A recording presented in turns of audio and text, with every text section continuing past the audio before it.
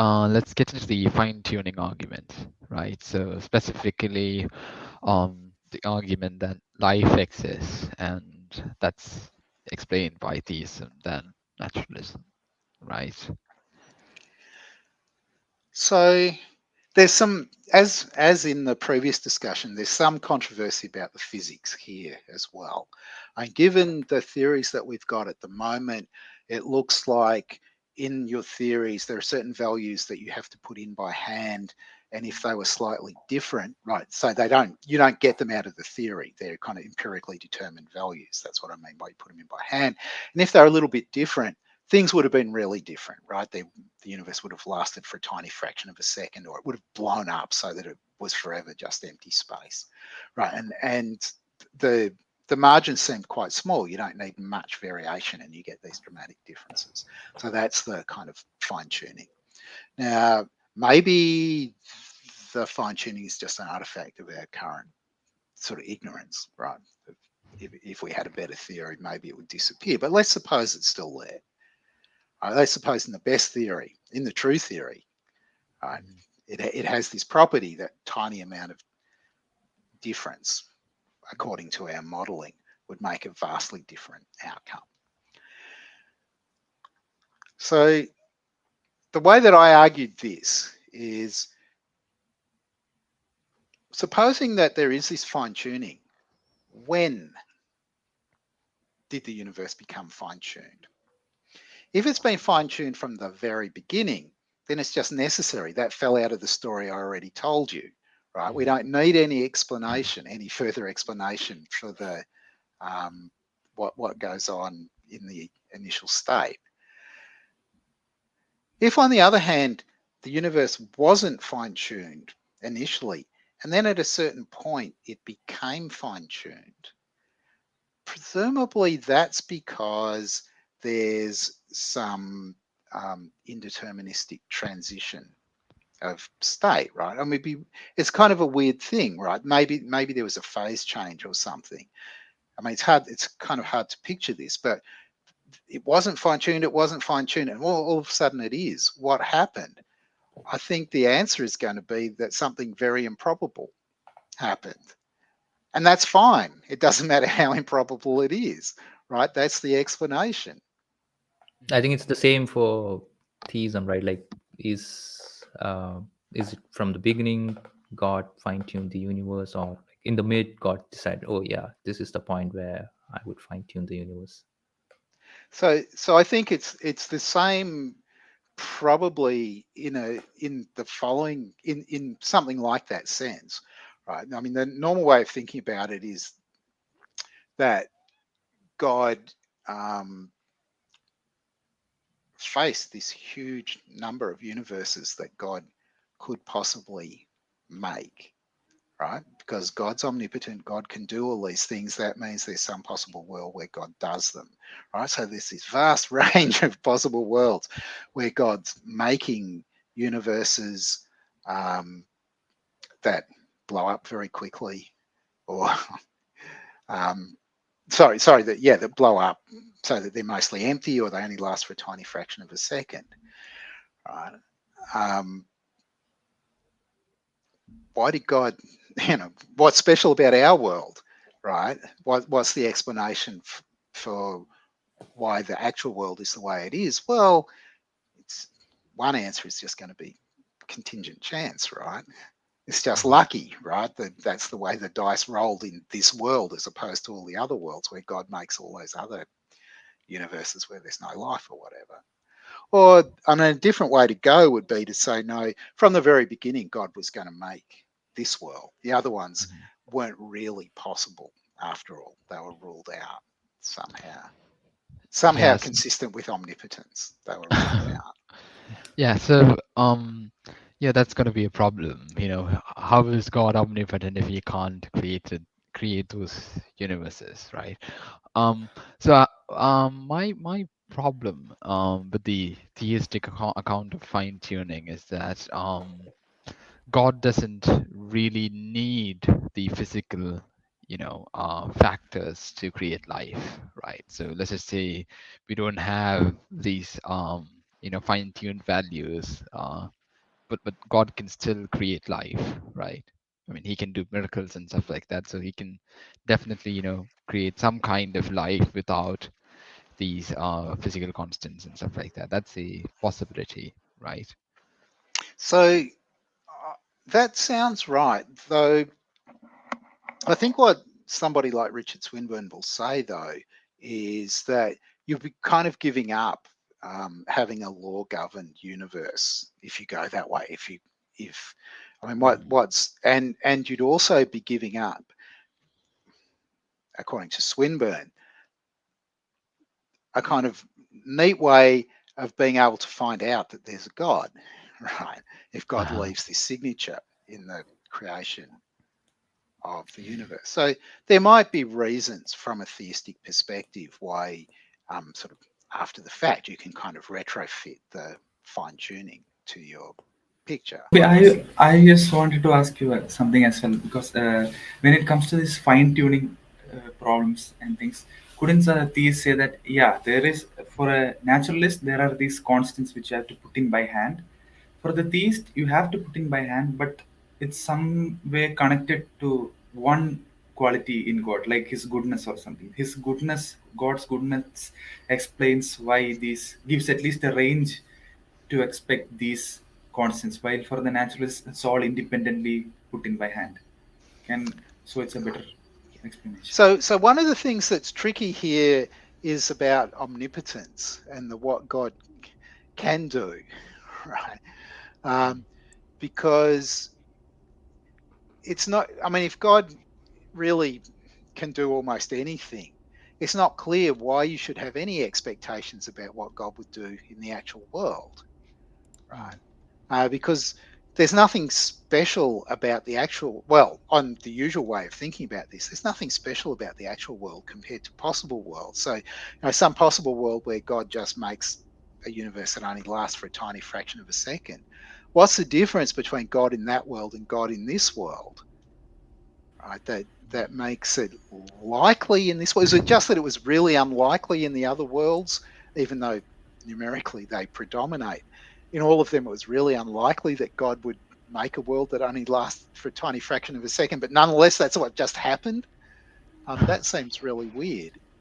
Yeah, Yeah, I but mean, couldn't the theists say, like, yeah, those worlds, the God doesn't have a reason to actualize those worlds, but this world has humans, it has value, so God has a preference for this world, and that's why this world exists.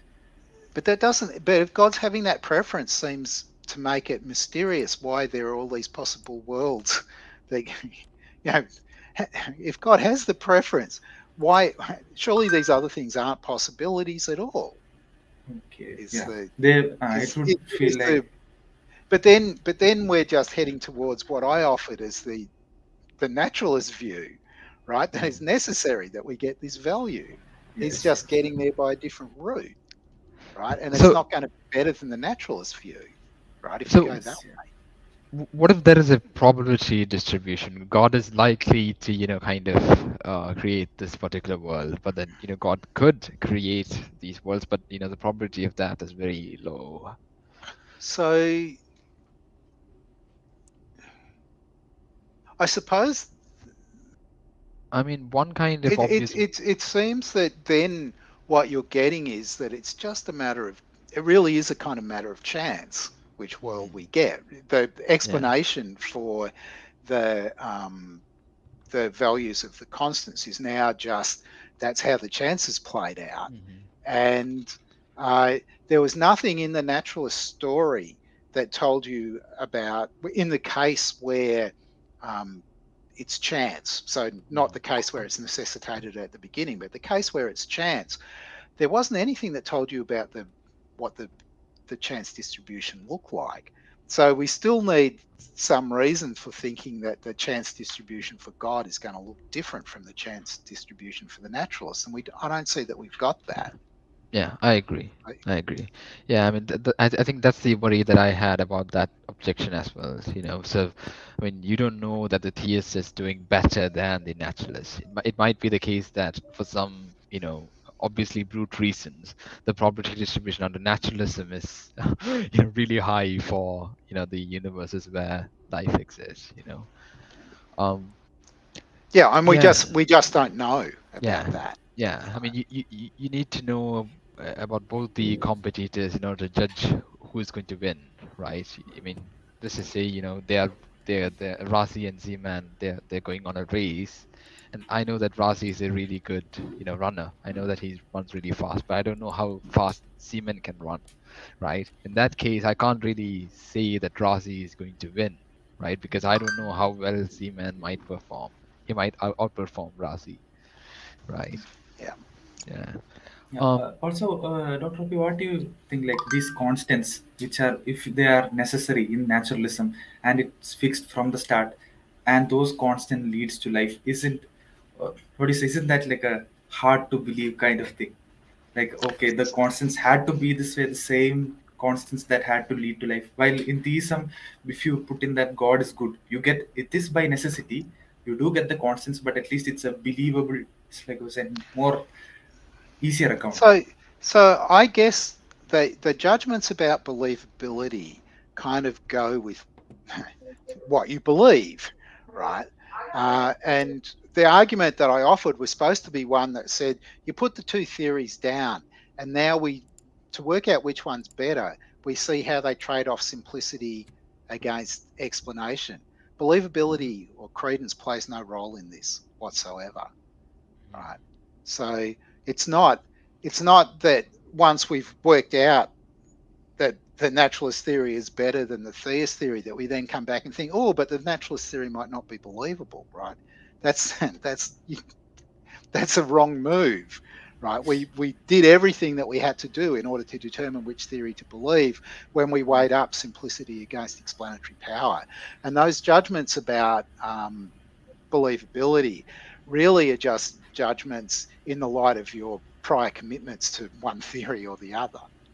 That's what I think, anyway. If not about believability, it's like say probability or something. They can maybe frame it in some other way that these constants had to be set from the start without any other outside force or something, and it had to lead to life being some So, special outcome. so it depends what you make of the idea that, for example, the idea that um, all worlds share some history with the actual world and branch out from it only as the chances play out differently. That seems highly credible to me. And if you add to that the idea that the constants are fixed from the beginning, it just falls out, right? That like the values couldn't have been otherwise, and that just seems fine to me, right? It's Yeah. not, Okay. Yeah. what makes it seem incredible to people is because they're not thinking about that particular version of naturalism, and they're thinking about some version of theism where God's got lots of prior reasons to want to make a world in which the values of the constants are as they are. Yeah. Would you think a multiverse would help with different constants in each? So, sorry, Would you would a think a multiverse? multiverse So Yeah. with I different so constants? if there's a multiverse and the distribution of the constants is kind of random, so the multiverse is full of uninteresting universes, that will change the story, right? Um, because you've added in this extra bit of information. There are lots and lots and lots of trials, and it's inevitable that if we have enough trials, that some of them are going to turn out to have values like the ones we actually find. But we've given up now the idea that the values are necessary, right? We've flipped to the other possibility, which is that they're just randomly sampled, right? That's what the move from the single universe to the multiverse sort of guarantees. So, of course, you're right. The explanation would be different in that case, but the scenario is different too. Mhm. Yeah. So, what's your view on reformed epistemology? It's Plantinga holds that, yeah, belief in God is basic, so we are justified in believing God.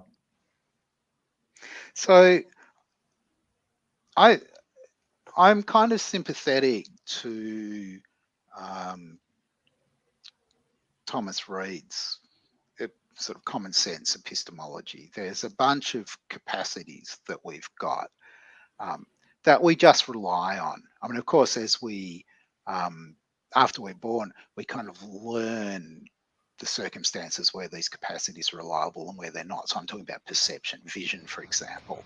We kind of learn that if it's really foggy, you shouldn't rely on your vision on the same way that you can if it's a bright sunny day, and so on. But we all modulate that kind of sort of calibration, really. We rely on our senses, we rely on introspection, we rely on our reasoning, and so on. And we should think of these as kind of fundamental capacities that we're allowed to rely on. There's testimonies in there too, though that one's a bit trickier. We spend a lot more time calibrating who we can trust and who not when they tell us stuff. But we still, most of what we know, we learn from the testimony of other people. Okay, so the idea that there's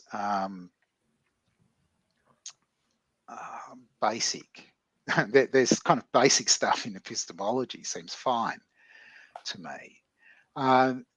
But what's important is that the stuff that we all, that the stuff that really we should be thinking of as kind of basic is stuff that we all agree on. Take any normal sighted person outdoors in the bright sunshine and they'll recognize, yep, there's a bird flying across the sky, you know, or whatever, right? Where we should be highly suspicious about this claim about what's properly basic is where there's massive cultural historical variation in acceptance of the claims. So take people outside and make them look at the night sky. What percentage of them think that planting as God made it? Not very high, spread over space and time. Evidence that that's not properly basic, right? That's where I want to start. I'm not worried about the idea that some things are properly basic. You know, you do have to just rely on your vision properly calibrated. You have to rely on your hearing properly calibrated. You have to rely on your reasoning properly calibrated. But you can tell that these are the things you should be relying on because everyone essentially gives the same reports about what they can see and hear and so on. I mean, there's some, there are various ways in which these things are culturally modulated, but my example of the bird will do. Everybody thinks, oh yeah, there's an animal flying across the sky, right? People just don't look at sunflowers and think, Jesus must have existed after all, right? It just doesn't work like that. That's just not properly basic. Yeah, sure. So that's the essence of my reply. So then, do you have a preferred version of epistemology? You think, yeah, this is the right one? So, I mean, I guess as I just said, I'm sympathetic to Reid's common sense epistemology, except that you take out the stuff about religion, which he wanted to build in as part of common sense. I just think that the historical and social facts show you that none of that's common sense, whereas the other stuff is. What's really important, I think, in epistemology has to do with science. We've found ways of building institutions that are devoted to investigation of a whole lot of domains where we can, if we're going to have views at all, we should align our views with what the experts in those domains say, right? And there's various reasons why we should think that in those domains we're getting stuff on which there's independent expert consensus, and there's no better alternative than to believe what the experts in those domains are telling us. There's lots of domains that are not like that. So religion, philosophy, politics are not like that. But mathematics, physics, biology are like that. Right. Coming to that, so that's an important part of epistemology as well, right? Where there's expert consensus, if you're not coordinating your beliefs to it, you're doing yourself a disservice, right? You're not believing well. Yeah. So coming to that expert consensus, sometimes theists would argue that then we have consensus about minimal facts. So that's a good explanation for resurrection of Jesus. And you know, So certainly there are people who will argue like that, but those minimal facts are not even facts, right? What's true is that there's reports in the Gospels of various things. Those are the minimal facts. How you get from there to certain things happened at a certain place and time is highly controversial, right? It's not. It's not that we have reason to think that there's nothing that's historically accurate in the Gospels, but we are very much uncertain about what parts of the stories that you get in the Gospels are true and which bits are false. And we know from lots and lots of cases in more recent history that it only takes a very short period of time for lots of people to agree on stories that have very little foundation in fact, right? Nowhere near as long as the, I don't know, 40, 50, 60 years after the what we're given as the date of the death of Christ to the writing of the Gospels, right? 5 years, 2 years can be enough for you to get a false consensus, and not because there's mischief, that there are people actively feeding false information.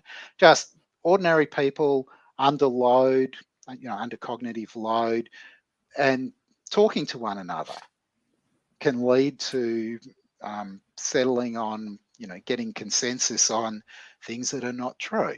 And so projecting back to the first century, some sort of story like that, I think, must be right. But of course, I can't tell you which bits are true and which bits are false, right? The minimal facts thing, maybe something in there is a fact, maybe none of them are. How would we know? Yeah.